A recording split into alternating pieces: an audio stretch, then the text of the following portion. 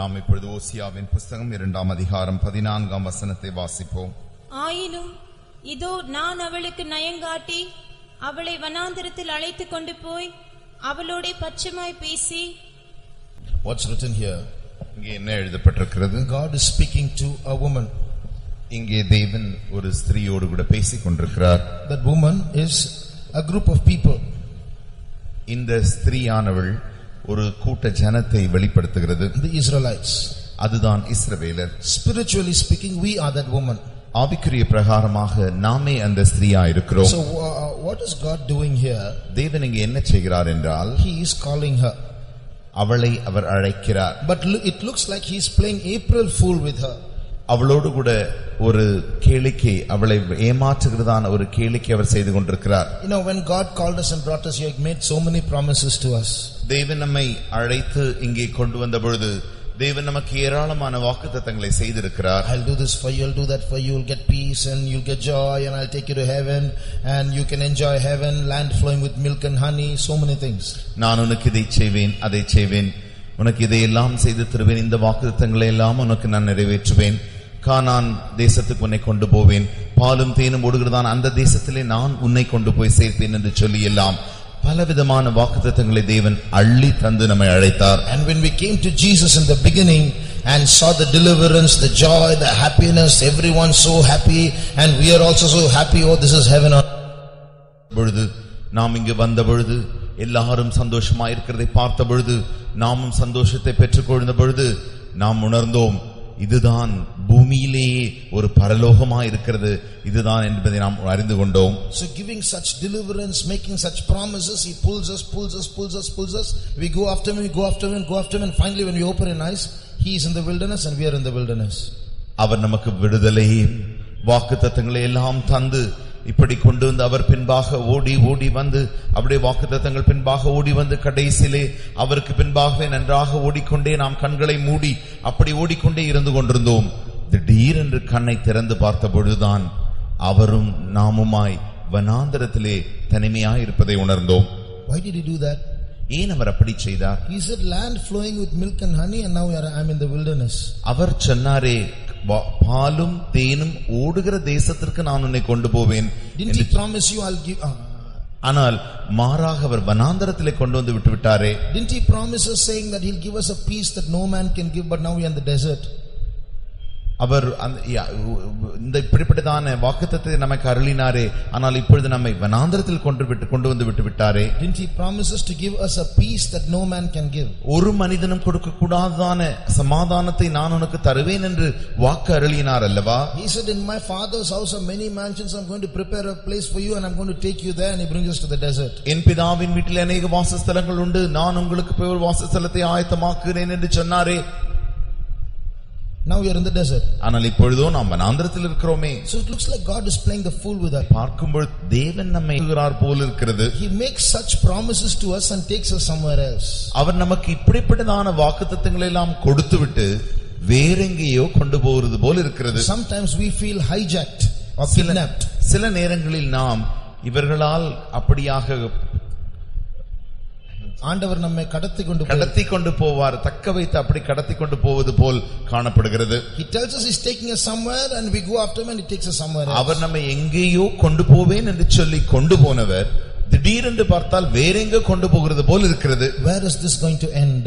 இது எங்கே முடிய போகிறது? But God tells it in the Bible itself. I will allure you, I will call you, make you come after me and I'll take you to the wilderness.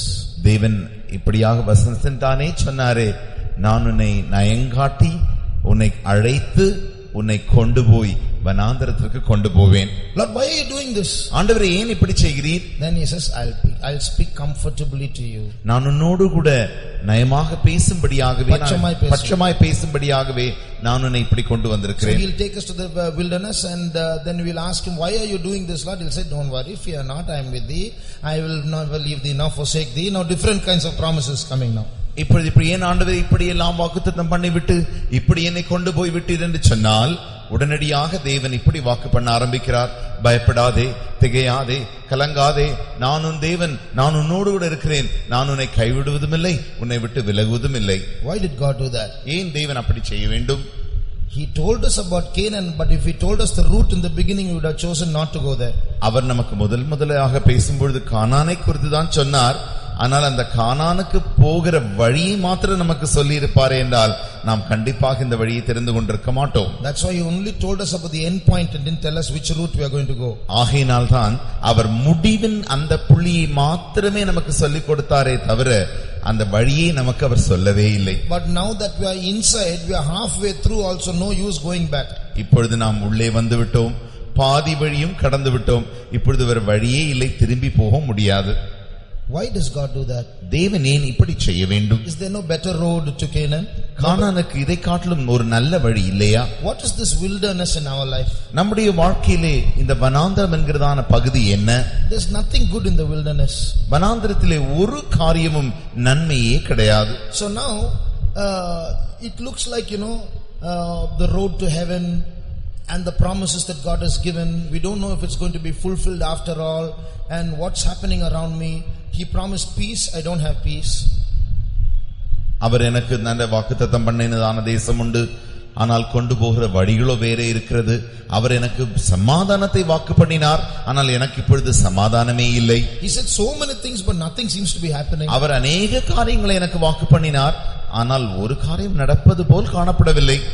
In our life also there is a wilderness. நம்முடைய வாழ்க்கையிலும் கூட ஒரு வனாந்தரம் உண்டு. God will take us through a wilderness in our life. நம்முடைய வாழ்க்கையிலே தேவன் நம்மை வனாந்தரத்தினூடாய் கொண்டு போவார். There are 3 things we learn in a wilderness. வனாந்தரத்திலே நாம் 3 காரியங்களை கற்றுக்கொள்கிறோம்.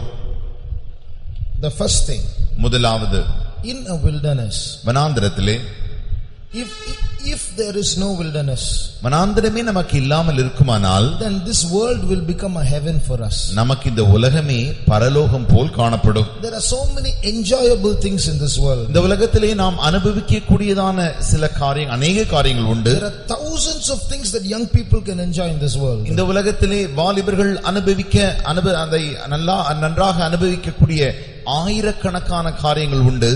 So what will happen? ஆகையினால் என்ன நடக்கிறது என்றால், even if we follow God, we won't follow God for God, we will follow God and enjoy this world, or we will follow God in order to enjoy this world. ஆகையினாலே நாம் தேவனை அப்படி இருக்கிற சூழ்நிலையில் நாம் தேவனை பின்பற்றுவோமாகில், தேவனை தேவனாக பின்பற்றாதபடிக்கு தேவனை இந்த காரியங்களை எல்லாம் அனுபவிக்க கூடியதான அளவிற்காக நாம் தேவனை ஆராதிப்போம்.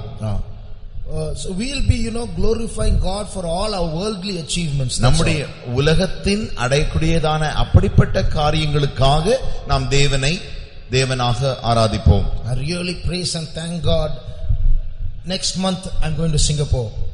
நான் உண்மையாகவே கர்த்தரை நன்றியோடு ஸ்தோத்திரிக்கிறேன். ஏனென்று கேட்டால் அடுத்த மாதம் நான் சிங்கப்பூருக்கு போகிறேன். I really thank God because my parents gave me a new dress for my birthday. தேவனுக்கு நான் நன்றி செலுத்துகிறேன். ஏனென்று கேட்டால் என் பெற்றோர்கள் மூலமாக எனக்கு ஒரு புதிய ஆடையை தேவன் வாங்கி தந்தார். I wanted the latest bike and I prayed and God gave it to me. எனக்கு மிகவும் நவீனமான ஒரு மோட்டார் பைக் தேவையா இருந்தது. அதற்காக நான் ஜெபித்தேன், தேவன் எனக்கு தந்தருளினார். So you see, you want the world and you want God, and you use God to get the world. பாருங்கள், உங்களுக்கு தேவனும் வேண்டும், உலகமும் வேண்டும். இந்த உலகத்தின் காரியங்களை பெற்றுக்கொள்வதற்காக தேவன் வேண்டும். But that can be dangerous. அது மிகவும் ஆபத்தானதாயிருக்கும். So God will create a wilderness around us. ஆகையினால் தான் தேவன் நம்மை சுற்றிலும் ஒரு வனாந்தரத்தை உண்டாக்குகிறார். In the wilderness there are no bikes. வனாந்தரத்திலே எந்த விதமான மோட்டார் பைக்குகளும் இல்லை. In the wilderness there is no latest dress, no showroom there. வனாந்தரத்திலே இப்படிப்பட்டதான நாகரிகமான நவீனமான கடைகளோ உடைகளோ இல்லை. So God will take us through such paths so that we might lose our interest in this world. இந்த உலகத்தில் இருக்கிறதான அப்படிப்பட்ட ஆசைகளை பாசங்களையும் நாம் விட்டு விடும்படியாகவே தேவன் நம்மை இப்படிப்பட்டதான வனாந்தரத்தின் பாதையினூடாய் கொண்டு போகிறார். If we love this world and love God, we'll forget an important thing, that we are heaven bound people. நாம் தேவனையும் உலகத்தையும் நேசிப்போமே என்றால் ஒரு முக்கியமான காரியமாகிய நாம் பரலோகத்திற்கு சொந்தமானவர்கள், பரலோகத்தை அடைய வேண்டியவர்கள் என்கிறதான அந்த நோக்கத்தையே நாம் மறந்து போவோம். So God will take us through difficult times in our life where we develop a hatred for the things of this world. இந்த உலகத்தில் இருக்கிறதான காரியங்கள் மேல் நமக்கு வெறுப்பு உண்டாகத்தக்கதான அப்படிப்பட்டதான கடின பாதைகளிலே தேவன் நம்மை கொண்டு போவார்.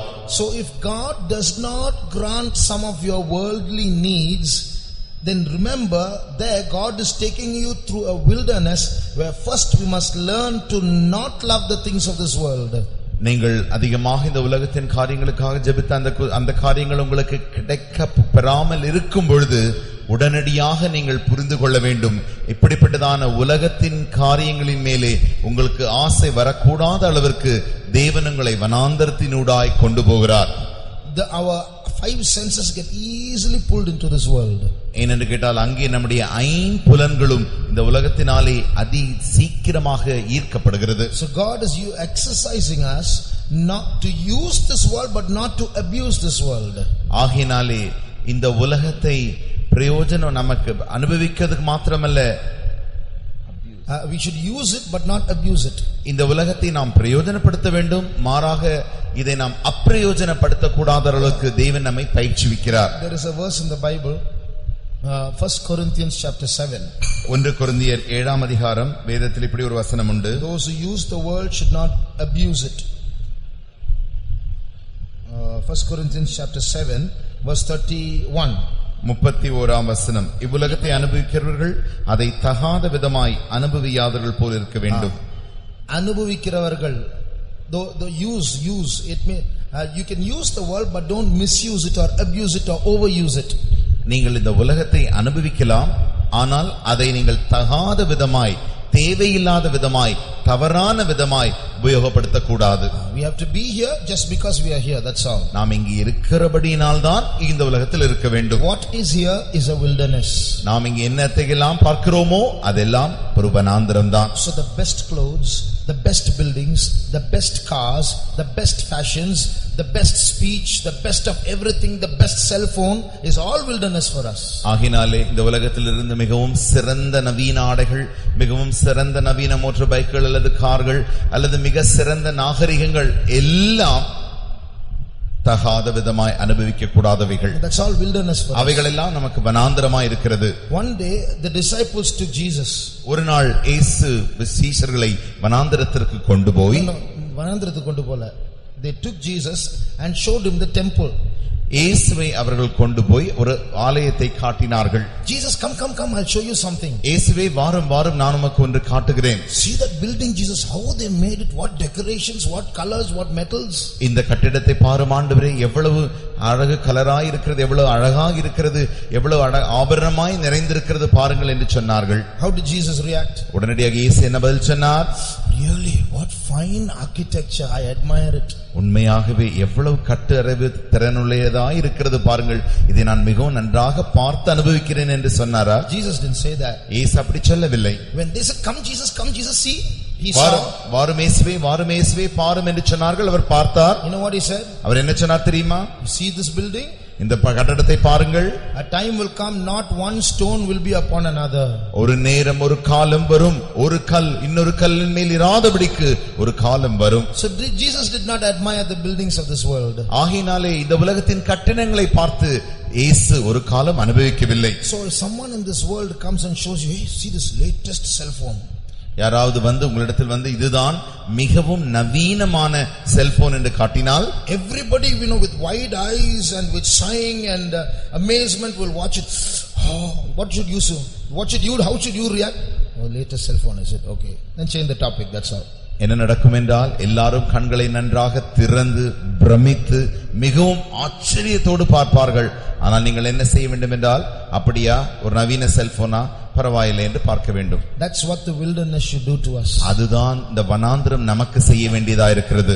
Friendship with the world is enmity with God. இந்த உலகத்தோடு இருக்கிறதான சிநேகமானது தேவனோடு உள்ளதான பகையா இருக்கிறது. Getting friendly and close to the world and loving the world is so bad, the Bible calls such people adulterers. இந்த உலகத்தோடு கூட சிநேகிதமோ, இந்த உலகத்தோடு கூட ஆசைகளை வைத்து அப்படி அவரோடு கூட நெருங்குகிறவர்கள், வேதம் சொல்லுகிறது, அவர்கள் எல்லாரும் விபச்சாரர்களா இருக்கிறார்கள். That's why in the Bible it's written, He didn't just say, God, the Bible doesn't say friendship with the world is enmity with God. He says, you adulterers, you adulteresses, do you not know that friendship with the world is enmity with God? That's how the verse goes. வசனத்தை நீங்கள் பார்த்தீர்கள் என்றால் உலக சிநேகம் தேவனுக்கு விரோதமான பகை என்று எழுதவில்லை. மாறாக விபச்சாரிகளே இந்த உலக சிநேகமானது தேவனுக்கு விரோதமான பகை என்று அறியீர்களா என்றுதான் எழுதியிருக்கிறது. So that's why God cannot compromise with him and the world. ஆகையினால் தான் தேவன் அவரோடும் கூட இந்த உலகத்தோடும் கூட ஒன்றாய் ஒத்துப்போக அவர் அனுமதிக்கிறதே இல்லை. So to disattach us from this world, he takes us through a wilderness path. ஆகையினாலே இந்த உலகத்தோடு கூட நாம் அப்படி நம்முடைய உறவானது முறியும்படியாகவே அவர் இந்த வனாந்தரத்தினூடாய் நம்மை கொண்டு போகிறார். Sometimes for that reason God will take us through paths of poverty. ஆகையினால் தான் சில காரணங்களுக்காக தேவன் நம்மை தரித்திரத்தினூடாய் கொண்டு போகிறார். Sometimes God will take us, give us strict parents who won't buy anything and give us. ஆகையினால் தான் சில நேரங்களில் நமக்கு மிகவும் கடினமாய் நடத்துகிறதான பெற்றோரை தந்து அவர்கள் ஒரு காரியத்தை நமக்கு கேட்ட பொழுதெல்லாம் வாங்கி கொடுக்கவே மாட்டார்கள். Sometimes our parents may not be strict, but they'll be stingy. சில நேரங்களில் நம்முடைய பெற்றோர்கள் மிகவும் கடினமா இருக்க மாட்டார்கள், ஆனால் மாறாக மிகவும் கஞ்சத்தனம் உள்ளவர்களாய் இருப்பார்கள். They won't buy anything and give. அவர்களுக்கு நமக்கு எதுவுமே வாங்கி தர மாட்டார்கள். How should we take us? ஆனால் How should we take it? அதை நாம் எப்படி எடுத்துக்கொள்ள வேண்டும்? God is teaching me how to use this world as a wilderness. தேவன் இந்த உலகத்தை எப்படி நான் வனாந்தரமாக பிரயோஜனப்படுத்தும்படிக்கு என்னை படிப்பிக்கிறார் என்று நான் விளங்கிக் கொள்ள வேண்டும். Otherwise what will happen? இல்லாவிட்டால் என்ன நடக்கும்? You will be a Christian, a child of God. நீங்கள் ஒருவேளை கிறிஸ்தவராகவும் தேவனுடைய பிள்ளையாகவும் இருக்கலாம். At the same time, when you go to the world, you will say, I'm the latest youth. அதே நேரத்தில் நீங்கள் உலகத்திற்கு போகும்பொழுது சொல்வீர்கள், நான் தான் நவீன முகமான வாலிபன். So your dressing and your watch and your hairstyle and the way you talk, your accent and your shoes and your bag, all will show that you are the latest youth, yet you are a Christian. ஆகையினால் தான் உங்களுடைய உடை, உங்களுடைய நடை, உங்களுடைய பாவனை இவைகள் எல்லாம் இந்த உலகத்துக்கு மிகவும் ஒத்ததாய் மிகவும் நவீனமாய் காணப்படும் ஒரு பக்கத்தில், மறுபக்கத்திலே நீங்கள் சொல்வீர்கள், நான் தேவனுடைய பிள்ளை என்றும் சொல்லிக் கொள்வீர்கள். So thank God for those situations, those wilderness surroundings that God permits in our life. ஆகையினால் தான் தேவன் நம்முடைய வாழ்க்கையிலே அனுமதிக்கிறாரே, அப்படிப்பட்ட வனாந்தரங்கள் எல்லாவற்றிற்காகவும் நாம் தேவனுக்கு மிகவும் நன்றியுள்ளவர்களாய் இருக்க வேண்டும். That's one thing. அது முதலாவது காரியம். Secondly, இரண்டாவதாக, God takes us through the wilderness so that we may learn to trust only in him. அவரை மேல் மாத்திரமே சார்ந்து கொள்ளும்படியாக தேவன் நம்மை வனாந்தரத்தினூடாய் கொண்டு போகிறார். Sometimes we have other people, other things to trust in.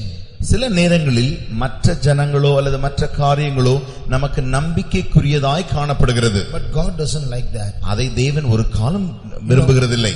In one sense, God is a very possessive God.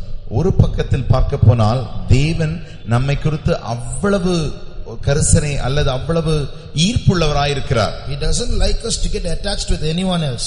வேறு யாரோடும் கூட நாம் சேர்ந்து விடுவதை அவர் விரும்புகிறதில்லை. Suppose we get attached with someone else. உதாரணமாக திடீரென்று நாம் யாரோடு கூட சேர்ந்து விட்டோமே என்றால், He'll create a wilderness so that we lose all those people and stick only to him. உடனடியாக அவர் ஒரு வனாந்தரத்தை நமக்கு உண்டாக்கி நம்மை சுற்றி இருக்கிற அவ்வளவு பேரை நம்ம இழந்து போகத்தக்கதாயும், மாறாக இந்த ஒரு நபரோடு கூட சேர்ந்து கொண்டோமே அவரோடு கூட அதிகமாய் சேர்ந்து கொள்ளத்தக்கதாகவும் செய்வார். Sometimes we trust in our brains, we trust in our money, we trust in our education, we trust in our experience. All these things he'll take away. சில நேரங்களில் நம்முடைய படிப்பையோ, நம்முடைய பணத்தையோ, நம்முடைய வேலையோ, நமக்குண்டான ஐஸ்வர்யத்தையோ இவைகளின் மேலெல்லாம் நாம் அதன் மேல் நம்பிக்கை வைக்கிறோம். அந்த நம்முடைய அனுபவத்தின் மேலும் நம்முடைய நம்பிக்கை வைக்கிறோம். இவளை எல்லாவற்றையும் தேவன் வனாந்தரமாக மாற்றி விடுகிறார். He'll create a wilderness around us so that we have no one to trust to. He's the only option. உடனடியாக தேவன் நமக்கு வேறு எந்த காரியம் நம்பிக்கைக்கே பாத்திரமல்ல, தேவன் ஒருவரே என்கிறதான அப்படிப்பட்ட சூழ்நிலைக்காக அவர் நம்மை சுற்றிலும் ஒரு வனாந்தரத்தை உண்டாக்கி விடுகிறார். That's why he allures us and brings us to the wilderness. Now who will you trust? ஆகையினால் தான் அவர் நயம் காட்டி இப்பொழுது வனாந்தரத்துக்கு கொண்டு வந்து விட்டார். இப்பொழுது யாரை நாம் பார்க்க முடியும்? So God will remove all those areas where we can put our trust in other things. நாம எங்கெல்லாம் நம்முடைய நம்பிக்கை வைத்து விடுகிறோமோ அப்படிப்பட்டதான எல்லா பகுதிகளையும் தேவன் நீக்கி விடுகிறார். காரணம் அவர் மேல் நம்பிக்கை வைக்கும்படியாக. Sometimes we'll say, சில நேரங்கள் நாம் இப்படி சொல்கிறோம், today if I'm a child of God, I'm a child of God because of that pastor, because of that sister. சில நேரங்களில் நாம் சொல்வோம், இன்றைக்கு நான் தேவனுடைய பிள்ளையா இருக்கிற காரணம் என்னவென்று கேட்டால் அந்த சகோதரனாலே அல்லது அந்த பாஸ்டராலே தான் இருக்கிறோம் என்று சொல்வோம். I got an anointing because of that song. அந்த பாட்டினால் தான் நான் அபிஷேகம் பெற்றுக்கொண்டேன் என்று சொல்வோம். So we give some connection for our growth or development to someone else other than God. நம்முடைய வளர்ச்சிக்கும் அந்த வளர்ப்புக்கெல்லாம் தேவனை தவிர மற்ற காரியங்களை நாம் காரணம் காட்டுவோம். God will create a wilderness there. அங்கேயும் தேவன் வனாந்தரத்தை உண்டாக்குவார். When I was seeking admission into college, நான் என்னுடைய கல்லூரியில் சேரும்படியாக அந்த அனுமதி சீட்டுக்காக அலைந்தபோது I didn't know that it was something difficult. அது மிகவும் கஷ்டமான காரியம் என்று எனக்கு தெரியாது. I didn't know you had to stand in the queue and beg and plead with the PROs and with the principal, and if possible offer some money or give some what you called donation. Didn't know all these things. நீங்கள் நீண்ட வரிசையில் உங்களுக்கு கல்லூரியிலே இடம் கிடைக்க வேண்டும் என்றால் நீண்ட வரிசையில் நிற்க வேண்டும். கல்லூரி முதல்வரை எப்படியாகிலும் பார்த்து விட வேண்டும். கல்லூரி சம்பந்தப்பட்டவர்களை காண வேண்டும். அதிக பணத்தை எல்லாம் செலுத்த வேண்டும் என்றெல்லாம் எனக்கு அவ்வளவாக தெரியாது. I applied only in one college, Loyola College. நான் ஒரே ஒரு கல்லூரிக்கு மட்டுமே என்னுடைய விண்ணப்பித்தேன். அதுதான் லயோலா கல்லூரி. I did not know you had to apply for 5 colleges, then you might get one. 5 கல்லூரிகளுக்காவது குறைந்தபட்சம் விண்ணப்பிக்க வேண்டும். அப்பொழுதுதான் ஒரு கல்லூரியிலாவது இடம் கிடைக்கும் என்று எனக்கு தெரியாது. கிடைத்தாலும் கிடைக்கும். ஒரு கல்லூரி கிடைத்தாலும் கிடைக்கலாம். I applied in one college and kept waiting for the interview card. நான் ஒரே ஒரு கல்லூரிக்கு விண்ணப்பித்து விட்டு அங்கிருந்து எனக்கு அழைப்பிதழ் வரும் என்று காத்து கொண்டிருந்தேன். The card came. அழைப்பிதழும் வந்தது. We would like to inform you that you have not been selected. உனக்கு நாங்கள் அறிவிக்க விரும்புவது என்னவென்று கேட்டால் நீ இந்த கல்லூரியில் சேரும்படிக்கு உனக்கு இடம் கொடுக்கப்படவில்லை. So now what to do? இப்பொழுது என்ன செய்வது? The wilderness was created. உடனடியாக வனாந்தரமானது உண்டாக்கப்பட்டது. You know what I thought when I filled up the form? நான் அந்த விண்ணப்ப பாரத்தை பூர்த்தி செய்தபோது என்ன நினைத்தேன் தெரியுமா? I had so many sports certificates for music, so for singing, for acting, so many certificates I had. So all this will be my certificate to help me get inside. எனக்கு பலவிதமான திறன்களுக்குரியதான நகல்கள் இருந்தபடினாலே, விளையாட்டு திறன்கள், இசை திறன்கள், பாட்டு திறன்கள், இவைகளெல்லாம் இருந்தபடினாலே அநேக திறன்கள் எனக்கு இருந்தது. So I thought these will get me admission. ஆகையாலே இந்த திறன்களுடைய அந்த நகல்களை வைத்து நான் விண்ணப்பிக்கும் பொழுது கண்டிப்பாக எனக்கு அனுமதி கிடைக்கும் என்று நினைத்தேன். Not only that, I am a Christian, so I can get admission into a Christian college. அது மாத்திரமல்ல, நான் ஒரு கிறிஸ்தவனாய் இருக்கிறபடினாலே அந்த லயோலா கல்லூரி ஒரு கிறிஸ்தவ கல்லூரியாய் இருக்கிறபடினாலே கண்டிப்பாக எனக்கு இடம் கிடைக்கும் என்று நினைத்தேன். Not only that, I had mentioned that my father studied in the college. When they read that, they'll give me admission into the college. அது மாத்திரமல்ல, என்னுடைய தகப்பனாரும் அதே கல்லூரியில் படித்தார் என்று நான் எழுதியிருக்கிறேன். அதை அவர்கள் படித்துவிட்டு உடனடியாக அவருடைய பிள்ளை என்று சொல்லி எனக்கு தந்து விடுவார்கள் என்று நினைத்தேன். Not only that, my house address is just 5 minutes away from the college. When they read that, they'll surely give me admission at the college. அது மாத்திரமல்ல, என்னுடைய வீடானது கல்லூரியிலிருந்து 5 நிமிடம் தொலைதூரத்தில் தான் இருந்தது. ஆகினாலே நான் மிகவும் அருகாமையில் இருக்கிறேன் என்பதை பார்த்துவிட்டு உடனடியாக எனக்கு தந்து விடுவார்கள் என்று நினைத்தேன். They read it all and gave me reject card. அவைகளை எல்லாவற்றையும் வாசித்துவிட்டு தள்ளு சீட்டை தான் எனக்கு கொடுத்தார்கள். So now I had to seek God. இப்பொழுது தேவனை தான் நான் தேட வேண்டியதா இருந்தது. Then I had to pray. உடனடியாக எனக்கு ஜெபிக்க வேண்டியதா இருந்தது. I liked mathematics. எனக்கு கணக்கு பாடம் மிகவும் பிடிக்கும். I didn't like other subjects. மற்ற பாடங்கள் எனக்கு அவ்வளவாக பிடிக்காது. But I didn't get good marks in mathematics. ஆனால் கணக்கிலோ நல்ல மதிப்பெண்களை நான் பெறாமல் இருந்தேன். If I got good marks in mathematics, that would have been something to trust in also. நான் ஒரு வேளை கணக்கில் அதிக மதிப்பெண்கள் பெற்றிருப்பேன், அந்த காரியமே எனக்கு நம்பிக்கையாய் உண்டாயிருக்கும். I loved mathematics. I could answer well in mathematics. I could teach mathematics while in school itself. And I could understand mathematics better than so many others. I took tuition in mathematics so that I can go to college with a mathematics background, and I got 54 marks in mathematics. நடந்தது என்னவென்றால், நான் எனக்கு கணக்கு பாடம் மிகவும் பிடிக்கும். நன்றாக நான் கணக்கில் நன்றாக யார் கேள்வி கேட்டாலும் பதில் சொல்லிவிடுவேன். கணக்கை நன்றாக போடுவேன், மற்றவர்களுக்கு நான் கணக்கையும் சொல்லிக் கொடுப்பேன். கணக்கு பாடத்திற்காக நான் தனியாகவும் படித்துக் கொண்டேன். ஏனென்று கேட்டால் கல்லூரிக்கு போகும்பொழுது கணக்கிலே நான் கஷ்டப்படக்கூடாது என்பதற்காக தனி பாடமும் சென்று கணக்கை நான் படித்துக் கொண்டேன். ஆனால் நடந்தது என்னவென்றால் என்னுடைய பரீட்சையில் எனக்கு கிடைத்த மதிப்பெண்கள் 54 மட்டுமே. So I couldn't apply for mathematics. ஆகையினாலே கணக்குக்கு என்னால் விண்ணப்பிக்க முடியவில்லை. I applied for chemistry, physics. ஆகையினாலே நான் வேதியியலுக்காகவும் இயற்பியலுக்காகவும் விண்ணப்பித்தேன்.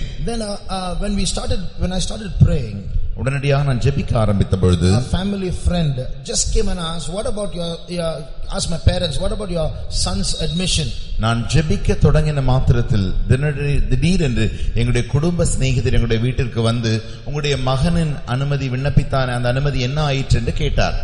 Then we said we tried and nothing seems to be working out. உடனடியாக நாங்கள் சொன்னோம், முயற்சித்தோம், ஆனால் ஒரு காரியம் நடக்கவில்லை என்று சொன்னோம்.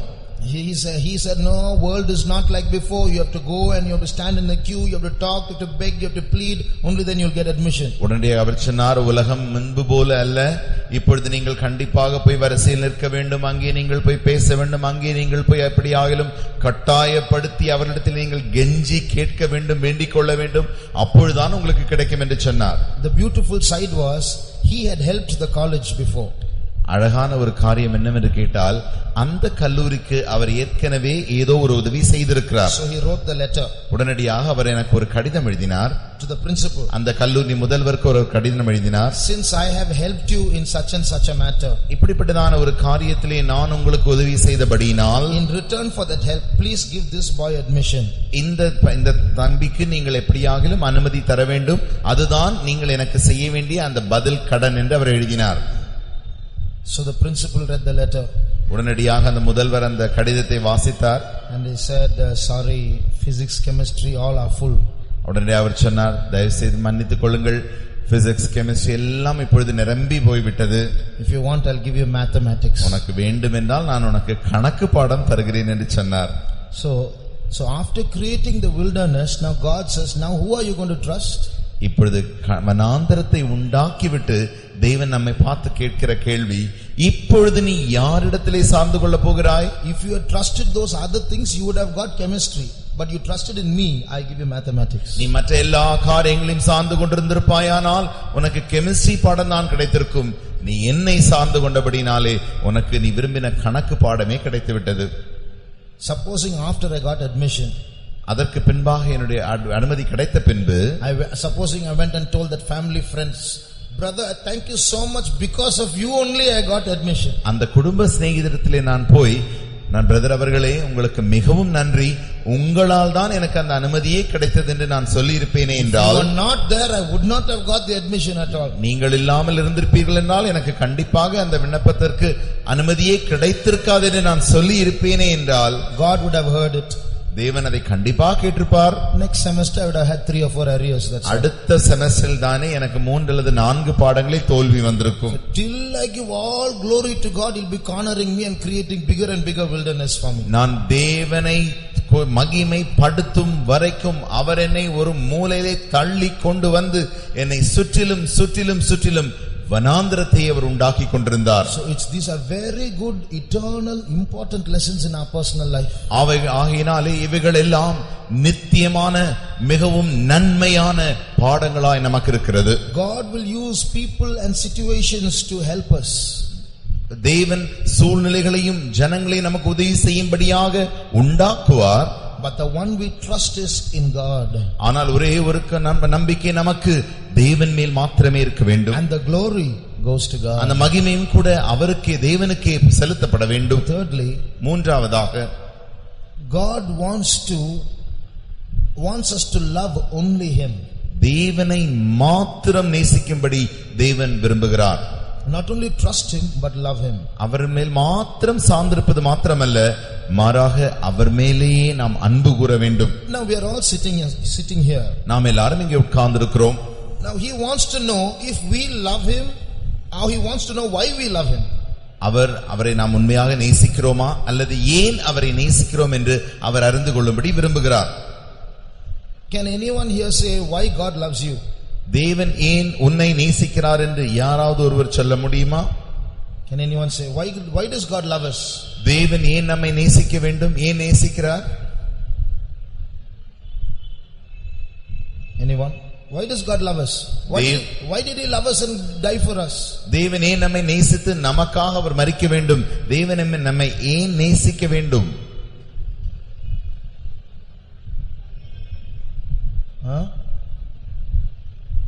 Because we are sinners. பாவிகளா நாம் இருப்பதினாலேவா? Because we are sinners, he should not love us, he should hate us, isn't it? நாம் பாவிகளா இருப்பதினாலே அவர் நம்மை நேசிக்க கூடாது, மாறாக நம்மை வெறுக்க வேண்டும் அல்லவா? Okay, any one of you tell one point inside you why God should love you. உங்களுக்குள்ளாக இருக்கிறதான ஒரு காரியத்தை யாராவது ஒருவர் சொல்லுங்கள், ஏன் தேவன் உங்களை நேசிக்க வேண்டும்? Give one reason why God loves you. Anyone? தேவன் உங்களை ஏன் நேசிக்கிறார் என்பதற்கு ஒரு காரணத்தையாவது யாராவது ஒருவர் சொல்லுங்களேன்.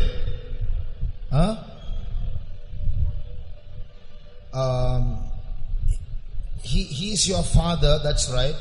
அவருடைய தகப்பன், அது சரிதான். But is it not true that you are his prodigal son? நீ அவருடைய கெட்ட குமாரன் அல்லவா? Then why does he still love you? அப்படி என்றால் தேவன் ஏன் உன்னை நேசிக்க வேண்டும்?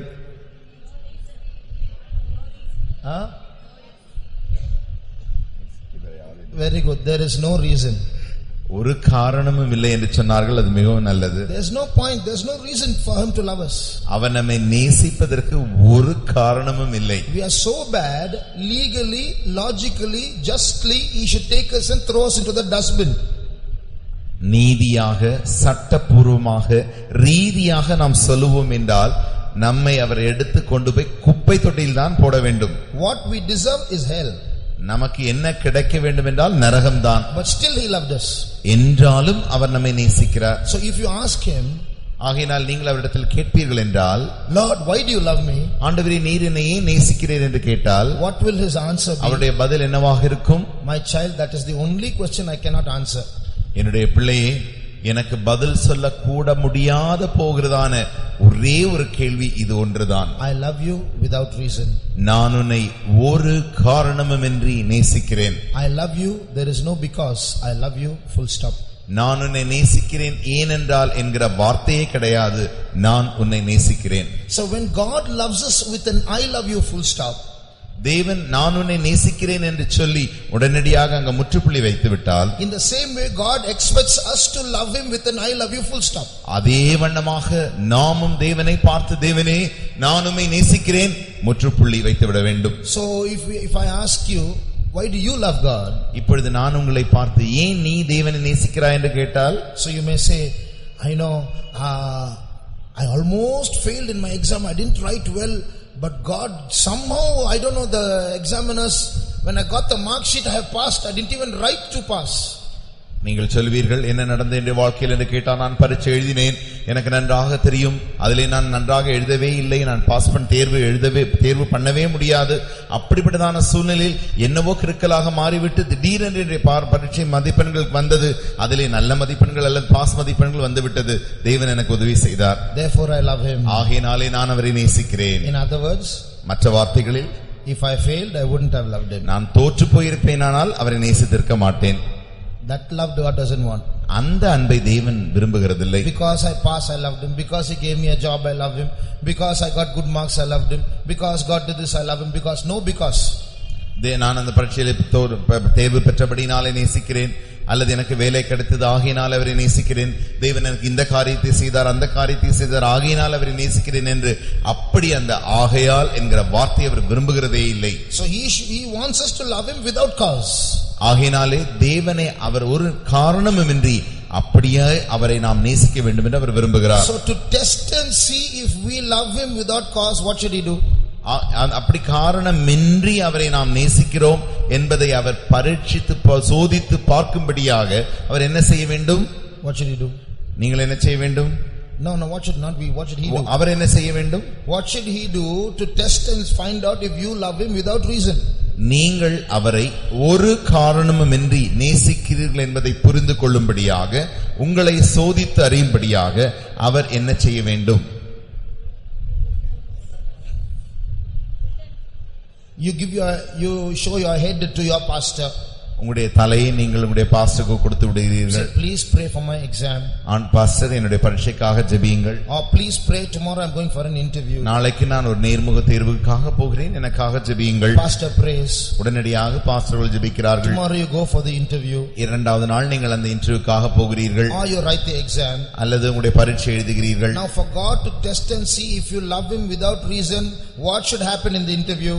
இப்பொழுது தேவன் உங்களை எந்த காரணமின்றி நேசிக்கிறீர்கள் என்பதை சோதித்து அறியும்படியாக இப்பொழுது இந்த இரண்டாம் நாள் நடக்கிற பரீட்சையிலோ அல்லது இன்டர்வியூல என்ன நடக்க வேண்டும்? Fail. What should happen in the exam? பரீட்சையில் என்ன நடக்க வேண்டும்? தோற்று போக வேண்டும். நீங்களே ஆன்சர் சொல்லிட்டீங்க. Okay, you have to fail. நீங்கள் தோற்று போக வேண்டும். But that doesn't mean that God will go on testing you and you'll fail in every exam and fail in every interview. That's not God's way. ஆகையினாலே அப்படியே நீங்க பரீட்சையிலே தொடர்ந்து தோற்றுக்கொண்டே போய் interview எல்லாம் தோற்றுக்கொண்டே போக வேண்டும் என்பது தேவனுடைய சித்தம் அல்ல. Sometimes God will permit that. சில நேரங்களில் தேவன் அப்படிப்பட்ட காரியங்களை அனுமதிக்கிறார். He wants to see if we are going after him not for this and for that. சில நேரங்களிலே நாம் தேவனை இதற்காகவோ அதற்காகவோ என்று அவருக்கு பின்பாக போகிறதை விரும்புகிறதில்லை. He wants to know if we are following him only for his sake. அவருக்காகவே அவரை நாம் பின்பற்றுகிறோம் என்பதை அவர் அறிந்து கொள்ளும்படியாக அப்படி விரும்புகிறார். Some people follow Jesus in his time. இயேசுவை அவர் இருந்த நாட்களில் சிலர் அவரை பின்பற்றினார்கள். Jesus told, இயேசு சொன்னார், I know why you are following me. நீங்கள் ஏன் என்னை பின்பற்றுகிறீர்கள் எனக்கு தெரியும். Few days ago I gave you all bread to eat. Now some more bread you want. That's why you are following me. I know. கொஞ்ச நாட்களுக்கு முன்பாக உங்கள் எல்லாருக்கும் சாப்பிடும்படியாக நான் அப்பத்தை கொடுத்தேன். இப்பொழுது உங்களுக்கு அப்பம் தேவை. அப்பத்திற்காக நீங்கள் என்னை பின்பற்றுகிறீர்கள். You know what they said? அவர்கள் என்ன சொன்னார்கள் தெரியுமா? If you are God, நீர் தேவனே ஆனால், how do we know you are God? நீர் தேவன் என்று நாங்கள் எப்படி அறிந்து கொள்வோம்? You must do a miracle. நீர் ஒரு அற்புதத்தை செய்ய வேண்டும். Show us a sign. எங்களுக்கு ஒரு அடையாளத்தை காட்டும். Not only did they say show us a sign, they are also specifying the sign. அவர்கள் அடையாளத்தை காட்டும் என்று சொன்னது மாத்திரமல்ல, எந்த அடையாளம் என்றும் அவர்கள் சொன்னார்கள். You know what they said? அவர்கள் என்ன சொன்னார்கள் தெரியுமா? Our fathers, they were able to bring bread down from heaven. எங்களுடைய பிதாக்கள் பரலோக வானத்திலிருந்து அவர்கள் அப்பத்தை மன்னாவை இறக்கக்கூடியவர்களாய் இருந்தார்கள். So you also will see if you can bring bread down from heaven. அப்படியே நீரும் வானத்திலிருந்து பரலோகத்திலிருந்து மன்னாவை இறக்க கூடுமோ என்று நாங்கள் பார்க்கட்டும். So if Jesus said, may bread come down from heaven, உடனடியாக இயேசு சொன்னார், உடனே அப்பமே வானத்திலிருந்து இறங்கி வா என்று சொன்னார். Suddenly there would have been bread rain everywhere. உடனடியாக எல்லா இடத்திலும் அப்ப மழை பெய்திருக்கும். You know what would they have done? What they would have done? உடனே அவர் என்ன செய்திருப்பார்கள் தெரியுமா? Jesus, you are God. இயேசுவே நீர் ஆண்டவர். They wouldn't say that. அது அப்படி ஒத்துக்கொண்டிருக்க மாட்டார்கள். They'll take the bread and run away. உடனடியாக அப்பத்தை எடுத்துக்கொண்டு ஓடி போயிருப்பார்கள். God knew their minds. அவருடைய மனதை தேவன் அறிந்திருந்தார். So God did not bring the rain down from heaven. ஆகையினாலே அவர்களுக்கு அப்ப மன்னாவின் மழை அவர்களுக்கு பெய்யவில்லை. So how do we love him?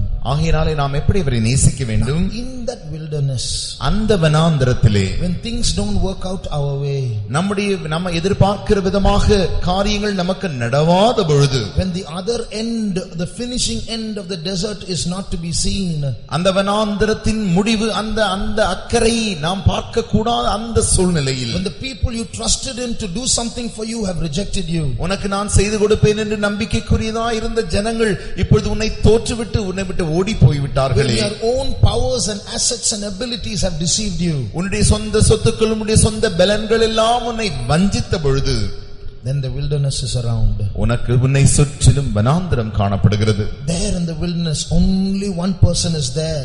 அந்த வனாந்தரத்திலே ஒரே ஒருவர் மாத்திரமே இருக்கிறார். That is Jesus. அது இயேசு மாத்திரமே. And when we look to him, நாம் அவரை நோக்கி பார்க்கும் பொழுது, we realize he is the only source of our needs. நம்முடைய தேவைகளுக்கெல்லாம் அவர் ஒருவர் மாத்திரமே என்று நாம் அறிந்து கொள்ளும் பொழுது, when we come to realize he is the only one worth trusting in, அவர் ஒருவர் மாத்திரமே நம்பிக்கைக்குரியவர் என்று நாம் அறிந்து கொள்ளும் பொழுது, when we come to realize he is the only one worth loving, அவர் ஒருவர் மாத்திரமே அன்புக்கு பாத்திரர் என்று நாம் அறிந்து கொள்ளும் பொழுது, you know what happens? என்ன நடக்கிறது தெரியுமா? Read Song of Solomon chapter 8 verse 5. உன்னத பாட்டு 8ஆம் அதிகாரம் 5ஆம் வசனத்தை வாசியுங்கள். தன் நேசர் மேல் சார்ந்து கொண்டு வனாந்தரத்திலிருந்து வருகிற இவள் யார்? Enough. What's written here? என்ன எழுதப்பட்டிருக்கிறது? Here is again a woman leaning on the breast of a man, both of them coming out of the wilderness. இங்கே நீங்கள் பார்க்கிறீர்கள், ஒரு ஸ்திரீ தன்னுடைய நேசர் மேலே சார்ந்து கொண்டு, அவருடைய மார்பின் மேல் சார்ந்து கொண்டு வனாந்திரத்தில் வந்து கொண்டிருக்கிறாள். வனாந்திரத்திலிருந்து வந்து கொண்டிருக்கிறாள். Who was that woman? அந்த ஸ்திரீ யார்? You and I. நீங்களும் நானுமே. Who is the man? அந்த நபர் யார்? Jesus. இயேசு. Now what has happened? என்ன நடக்கிறது? She has now started leaning fully on him. அவள் அவர் மேல் முழுவதுமாய் சார்ந்து கொள்கிறாள். What does that mean? அதனுடைய அர்த்தம் என்ன? It means when we learn to fully trust in Jesus, when we learn to fully love Jesus, that is the end of our wilderness. இயேசுவின் மேலே நாம் முற்றிலுமாக சார்ந்து கொள்ள கற்றுக்கொள்ளும் பொழுது, இயேசுவின் மேலே முற்றிலுமாய் அன்பு கூற நாம் கற்றுக்கொள்ளும் பொழுது, நம்முடைய வனாந்திரத்திற்கு முடிவுண்டாகிறது. The wilderness may be there, but that is not a problem for us anymore. அங்கே ஒருவேளை வனாந்திரம் காணப்படலாம், ஆனால் அந்த வனாந்திரம் நமக்கு ஒரு பிரச்சனையே இல்லை. When he becomes my heaven, when he is my everything, what is the wilderness about? என் நேசரே எனக்கு பரலோகமாக, என் நேசர் எனக்கு எல்லாமுமாக மாறின பின்பு இந்த வனாந்திரத்தால் என்ன செய்ய முடியும்? That is the beauty of loving God. அதுதான் தேவனை நேசிக்கிறதின் அழகா இருக்கிறது. Whatever trial comes after that, எப்படிப்பட்டதான சோதனைகள் அதற்கு பின்பாக வந்தாலும், no matter who rejects you, யார் உங்களை தள்ளி விட்டாலும், no matter who speaks ill of you, யார் உங்களை விரோதமாக உங்களை குற்றமாய் பேசினாலும், no matter what prolonging problem you have, எப்படிப்பட்டதான தொடர்ச்சியான நீண்ட ஒரு பிரச்சனை உங்களுக்கு இருந்தாலும், what does it matter? அது உங்களுக்கு என்னவாய் தோன்றும்? You have found your bridegroom. நீங்கள் உங்களுடைய மணவாளனை கண்டுபிடித்து விட்டீர்கள். You have found your beloved. உங்களுடைய நேசரை நீங்கள் கண்டுபிடித்து விட்டீர்கள். Once you discover that your beloved is your all, you are out of the wilderness. உங்களுடைய நேசரே உங்களுக்கு எல்லாவற்றுக்கு எல்லாம் என்று நீங்கள் கண்டுபிடித்த மாத்திரத்தில் உங்களுடைய வனாந்தரம் உங்களுக்கு முடிவாய் போய்விட்டது. In our everyday life, let us learn in our wilderness to cleave to him, to love him. ஆகையினால் நம்முடைய வாழ்க்கையில் இருக்கிறதான இந்த வனாந்தரத்திலே ஒவ்வொரு நாளும் அவரை மாத்திரம், அவர் மேலேயே சார்ந்து கொள்கிறதான அனுபவத்தை ஒவ்வொரு நாளும் நாம் பழக்கவித்துக் கொள்வோமாக. இன்னொரு வார்த்தையில சொன்னா, in other words, கிடைக்க வேண்டிய பூமிக்குரிய காரியங்கள் ஆண்டவரை நாம் சார்ந்து கொள்வதில் தான் தங்கி இருக்கிறது. the supply of our earthly needs depends upon how we lean upon God. சொன்னது போல அப்பமோ அற்புதமோ பூமிக்குரிய தேவைகளோ ஆண்டவரை நாம் தேடும்போது அது நமக்கு தானாக வந்து விடுகிறது. ஆண்டவரை தேட வேண்டும் என்பது மெயின் ப்ராடக்ட், நமக்கு இந்த பொருட்கள் வந்து கிடைக்க வேண்டும் என்பது by product. When we seek God, then our bread or the miracle, whatever our earthly needs, comes without the asking. So the main product is our attachment with God, our seeking God. The byproduct is the supply of our earthly needs. நம்ம இப்படி கூட நினைப்போம் சில நேரம். Sometimes we think like this. இந்த எக்ஸாம்ல pass பண்ணிட்டா நான் ஞானஸ்நானம் எடுத்துறேன். If I pass in the exam, I'll take water baptism. எனக்கு இது நடந்துச்சுன்னா உங்களுக்கு 100 ரூபாய் காணிக்கை தரேன். Lord, if this happens to me, I'll give 100 rupees offering. சிலங்க ஆண்டவரை பிச்சைக்கார மாதிரி நினைச்சிரும். பிச்சைக்காரங்க இருக்கிற ஆண்டவர். We make God a beggar as if he's asking for donation. ஆனா அப்படி இல்ல. It's not so. நாம் காணிக்கை கொடுக்க வேண்டியதும் ஞானஸ்நானம் எடுக்க வேண்டியதும் கோயிலுக்கு வர வேண்டியதும் நம்முடைய கடமை. Taking baptism, coming to church, giving offering, it's all our duty. நாம் செய்யத்தான் வேணும். We have to do it. ஆனா ஆண்டவரை நம்ம தேட வேண்டியது நம்ம எப்படி நம்ம தேடிக்கொண்டே தான் இருக்க வேண்டும். But our seeking God we have to do all the time. சொல்லப்போனால், in other words, தேவனை தேடிக்கொண்டே இருக்க இவைகள் எல்லாம் வந்து கொண்டே இருக்கும். The more we seek God, the more we go after God, the more these things will come after us. எத்தனையோ நேரங்கள்ல ஆண்டவரை மையமாய் நாம் கொண்டுராதபடினால தான் இந்த காரியங்களை நமக்கு பாரமா தெரியும். So many times our trials are a burden to us because God is not the center of our life. ஆண்டவர் மேலே நம்முடைய எண்ணங்கள் குவிந்திருந்தால், if all our thoughts are focused on God, நமக்கு எப்படி அதை கண்டுபிடிக்கலாம்? How can we find it out? எப்ப பார்த்தாலும் ஆண்டவரே நீங்க உங்களை தேடிட்டு இருக்கீங்க, உங்க மைண்ட் காட் குள்ள தான் இருக்கு அப்படின்னு எப்படி தெரியும்? How can we find out if we are really God centered, always seeking God? எப்படி கண்டுபிடிக்கலாம்? How to find out? சின்ன காரியத்துல கூட தேவனை பற்றி தான் உணர்ந்துகிட்டே இருப்பீங்க. Even for small things, we will be God conscious. பாட்டு பாடுவாங்க, சில டியூனுக்காக தலையாட்டுவாங்க, சிலர் நல்ல பாட்டு படிப்பாங்க, சிலர் நல்ல கை தட்டுவாங்க, எத்தனையோ காரியங்கள் செய்வாங்க.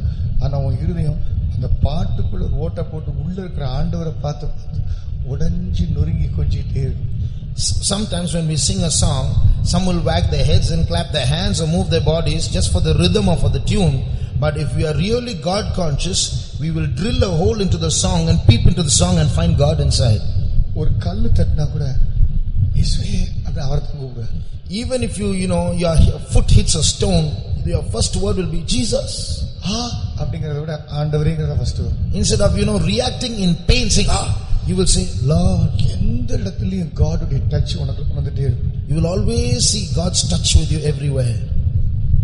உனக்கு லாபமோ நஷ்டமோ உன் இருதயம் ஆண்டவர் மேல தான் தங்கி இருக்கு. Gain or loss, your heart will always be on God. உனக்கு வரக்கூடியதான நஷ்டத்தினால துக்கம் வராது, லாபத்தினால இன்பமா இருக்கு. When just because of your loss you are not going to be sad, just because of your gain you are not going to be happy.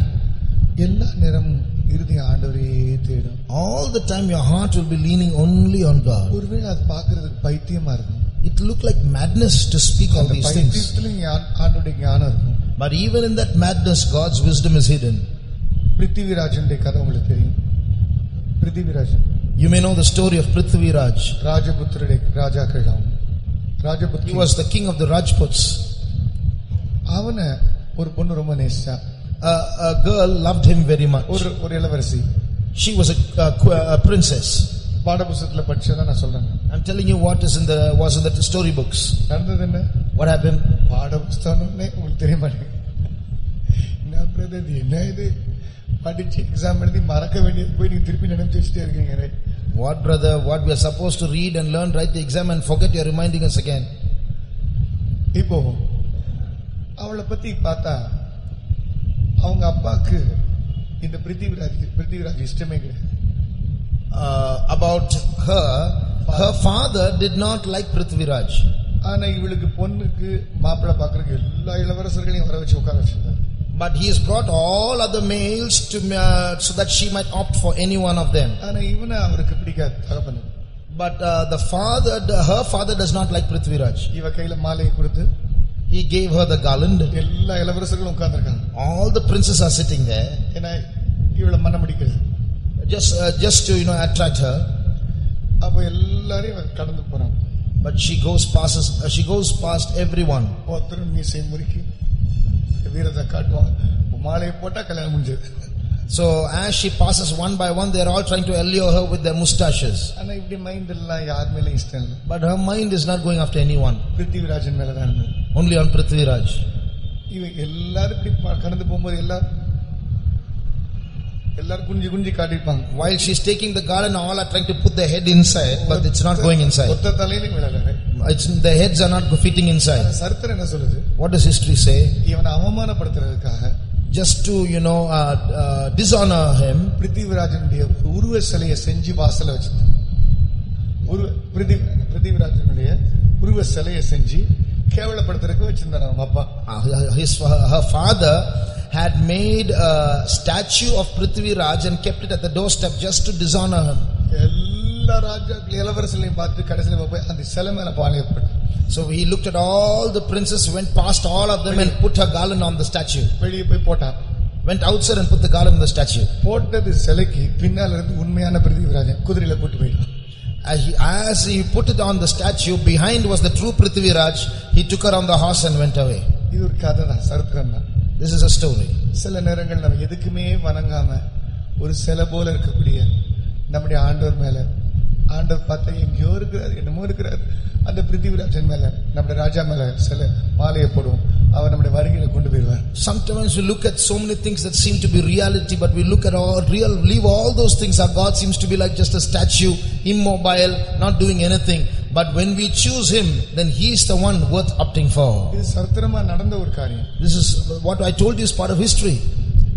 தம்பி தங்கச்சிமா, brother sister, இன்னைக்கு நம்ம இப்படி ஒரு பைத்தியமா காட பின்பற்றதுக்கு தான் அழைக்கப்பட்டிருக்கோம். Today we are called to follow God like mad people. எத்தனையோ கிறுக்கு பிடிச்சிருக்கு. We have so many kinds of madness. பொம்பளை கிறுக்கு, female madness, புத்தக கிறுக்கு, book madness, காரிய கிறுக்கு, madness for certain occasions. ஆண்டவருக்காக கிறுக்கு பிடிக்கிறா? Can't we be mad for Jesus? அப்படி யாரும் கிறுக்கு பிடிக்கிறதில்ல. Is there anyone who will be mad for God? அப்படி ஒரு கிறுக்கு நமக்கு எல்லாம் பிடிச்சாதான் நல்லா. We all need that madness. It's good for us. 24 மணி நேரம் அவரையே நம்ம நினைக்கிறோம். Always thinking of him 24 hours. சாப்பிட்டாலும் உட்கார்ந்தாலும் எந்திரிச்சாலும், when I eat, when I drink, when I lie down, when I wake up. இப்படி அங்கங்க 1-2 பேரா இருந்தாங்கன்னா, if there are 1 or 2 people here and there like this, பிடிச்சவங்க 1-2 பேர் அங்கங்க இருந்தாங்கன்னா, if just 1 or 2 people here and there who are mad, தேவன் பாப்பாரு. God will see. ஏய், நீ இனிமேல் பூமியில இருக்க முடியாது, வா அப்படின்னு சொல்லி டெத்ல கூப்பிட்டுட்டே இருப்பார், மரிச்சு எடுத்துக்கிட்டே இருப்பார். So God will look at those people and say, you should not be on earth anymore. You come up and they will die and come to be with him. இப்படி நம்ம எல்லாருமே சேர்ந்து கிறுக்குகளா மாறிட்டோம் சொன்னா, நீ வராத, நானே வந்துட்டு மத்தியாகத்துக்கு வந்துடுவேன். When we all become mad and equally mad enough, then he will come down himself. You don't come, I'll come and take you. நம்ம எல்லாரையும் சேர்க்க அவரே வந்துடுவார். And he will come together us to him. பூமி கூட சொல்லும். Even the earth will say, God, it's too much. God, these people have gone too mad. Please take them away. இவங்களுக்குள்ள என்னுடைய வாடை கொஞ்சம் கூட இல்ல. எல்லாம் ஹெவனுடைய வாடை தான். They don't have any of my fragrance with them. They're all heavenly fragrant. பூமி அவங்களை eject பண்ணும், God அவங்களை attract. So the earth will eject them, God will attract them. தேவ ஜனமே, அப்படிப்பட்ட ஒரு ஆளா நம்ம இருக்கிறோமா? Are we such people? 24 மணி நேரம் அப்படியே நினைக்க, 24 hours we should think of God. ஆண்டவர்ட்ட அப்படியே கேட்போம் நம்ம. Let's go and ask like that. ஆண்டவரே, என்ன செஞ்சாலும் அதுல ஒரு God's touch இருக்கணும்பா. Lord, whatever I do, there should be God's touch in it. என்னமெல்லாம் உண்மையில இருக்கணும் ஆண்டவரே. All my thoughts should be focused on you, Lord. ஆண்டவரே, இந்த வனாந்தரத்துல உண்மையில மாத்திர சாய்ந்து நான் வெளியே வரணும் ஆண்டவரே. Lord, I must be coming out of the wilderness leaning only on you. எனக்கு வேற எதுவுமே இன்ட்ரெஸ்டிங்கா இருக்க கூடாது ஆண்டவரே. Nothing else should be interesting, Lord. உங்களுக்கு சொல்ல போனா, தேவனோட நீங்க பழகிட்டீங்கன்னா, if you get acquainted with God, மனுஷங்கிட்ட பேசுறது இன்ட்ரெஸ்டிங்காவே இருக்காது. You won't find it interesting to talk to men. யாராவது வந்து 1.5 மணி நேரம் பேசினா கொஞ்சம் ஜாஸ்தியானவனே போக மாட்டாங்களா?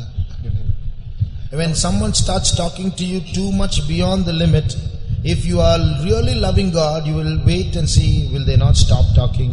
மனுஷங்களோட பேசுறது உனக்கு இன்ட்ரெஸ்டிங்காவே இருக்காது. Speaking to people won't be so interesting. எவ்வளவு பெஸ்ட் திங் உனக்கு இன்ட்ரெஸ்டிங்கா இருக்காது. The best in this world won't be interesting to you. உனக்கு ஒண்ணே ஒண்ணு தான் திருப்தியா இருக்கு. Only one thing will satisfy. உன் ஆத்ம நேசன் மாத்திரம் தான் இன்ட்ரெஸ்டிங்கா இருக்கு. The lover of your soul will be interesting. அவர் எங்க இருக்கிறாரோ அங்க உனக்கு இன்ட்ரெஸ்டிங்கா இருக்கும். Where he is will be interesting. அவர் எங்க இருக்கிறாரோ அங்க உன் இருதயம் படர்ந்து இருக்கும். Your heart will go after him where he is. நீ அவரை பார்த்துட்டே உன்னை நீ அலங்கரிச்சுட்டே இருப்ப.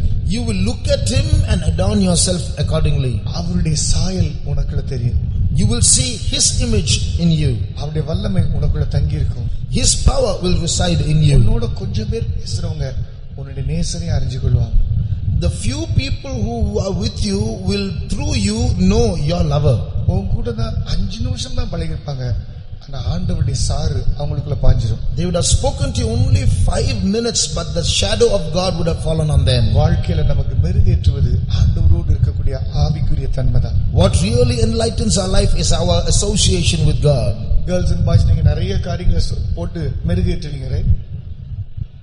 பியூட்டிஃபை பண்ணுவோம். There are many things that you beautify yourself or adorn yourself with, boys and girls. Snow போட்டு மெருகேற்றுவோம். Snow. Some people try to make up with snow. உதட்டுல சாயம் போட்டு மெருகேற்றுவோம். Some try to paint their lips. சிலர் நகத்துல paint அடிப்பாங்க. Some paint their nails. சிலர் கால்ல paint அடிப்பாங்க. Some paint their feet. ஒவ்வொருத்தரும் ஒரு மாதிரி நம்ம மெருகேற்றுவோம். Some different kinds of beautification. ஆனா இந்த மெருகேற்றுறது கொஞ்ச நேரத்துல நின்றும்.